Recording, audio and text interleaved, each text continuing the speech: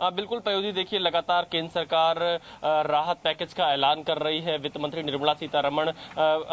लगातार सरकार के राहत पैकेजों के बारे में बता रही हैं और आज जो ये कैबिनेट की बैठक होने वाली है इसमें विशेष तौर पर किसानों के लिए बड़े फैसले लिए जा सकते हैं। इसके अलावा साइक्लोन के लिए राहत पैकेज पर कुछ मंजूरी मिल सकती है। इसके साथ ही साथ कैबिनेट लॉकडाउन के ताज़ा हालात पर, जो लॉकडाउन 4.0 की शुरुआत हुई है और कई तरह की रियायतें मिली हैं, उसके बाद देश में क्या हालात है इस पर भी चर्चा होगी। उम्मीदें जताई जा रही है प्रधानमंत्री नरेंद्र मोदी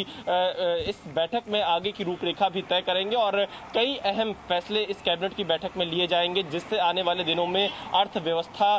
के साथ साथ लोगों तक सीधे मदद पहुंच सके, इस पर सरकार का फोकस होगा। पायुधी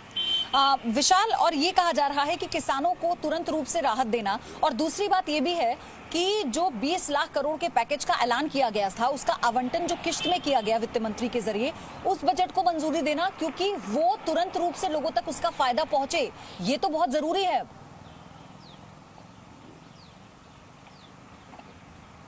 बिल्कुल, देखिए जो ऐलान प्रधानमंत्री मोदी की तरफ से राष्ट्र के नाम संदेश में किया गया था, इसके अलावा वित्त मंत्री निर्मला सीतारमण जिस तरह से पैकेज की जानकारी दे रही है, उसका एक फॉर्मल मंजूरी कैबिनेट के जरिए जरूरी होती है। तो उस पूरे पैकेज को कैबिनेट मंजूरी देगा और इसके साथ ही साथ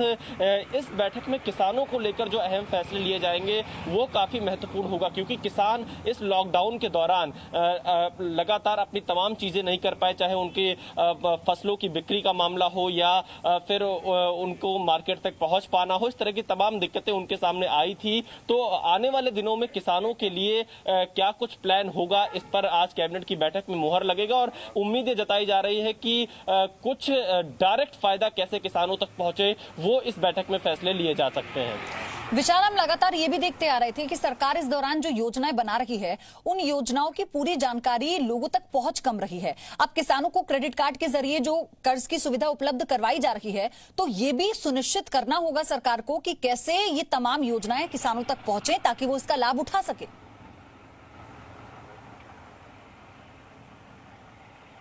बिल्कुल पयोधी, क्योंकि देखिए आपने अभी ताज़ा उदाहरण देखा होगा मजदूरों के मामले में सरकार की तरफ से कई योजनाएं चलाई गई, श्रमिक स्पेशल ट्रेन चलाई जा रही है, रजिस्ट्रेशन कराने की प्रक्रिया चलाई गई, लेकिन वो पूरी जानकारी आम लोगों तक नहीं पहुंच पाई और इसीलिए आप देखिए मजदूर पैदल सड़कों पर निकल गए, क्योंकि कई लोग उस पर ऑनलाइन रजिस्ट्रेशन नहीं कर सकते थे। तो इसी तरह से जो घोषणाएं, जो राहत पैकेज सरकार की तरफ से आम लोगों को दी जा रही, उसको सरल भाषा में कैसे जनता तक पहुंचाया जाए, इस पर सरकार को आगे फोकस करना होगा, खासतौर पर किसानों के मामले में, क्योंकि ग्रामीण इलाकों में किसान इतना ज्यादा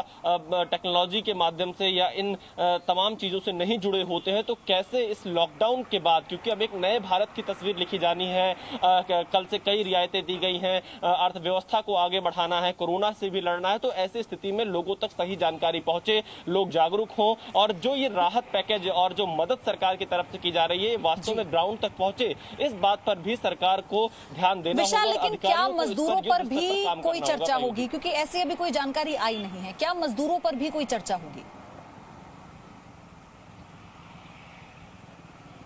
देखिए पयोधी, कैबिनेट की बैठक में फिलहाल मजदूरों पर ऐसा कोई ऑफिशियल कोई ऑफिशियल चीज नहीं आई है कि चर्चा होगी, पर उम्मीद जताई जाती है कि जो हालात हैं लॉकडाउन के बाद, उन तमाम पहलुओं पर जो अभी उभर कर सामने आए हैं उस पर चर्चा जरूर होगी। लेकिन मजदूरों को लेकर अलग से लगातार सरकार निगाह बनाई हुई है, कैबिनेट सेक्रेटरी लगातार राज्यों के मुख्य सचिवों से बात कर रहे हैं। तो जो ताजा हालात अभी मजदूरों को लेकर उत्पन्न हुए हैं उस पर राज्य सरकारों की जिम्मेदारी ज्यादा बढ़ जाती है कि वो अपने राज्य से मजदूरों को पैदल न चलने दें, उन्हें बसों की व्यवस्था कराए, उनके लिए ट्रेनों में बुकिंग कराए और उनको उनके घर तक पहुंचाए। इसकी मॉनिटरिंग केंद्र सरकार की तरफ से लगातार की जा रही है।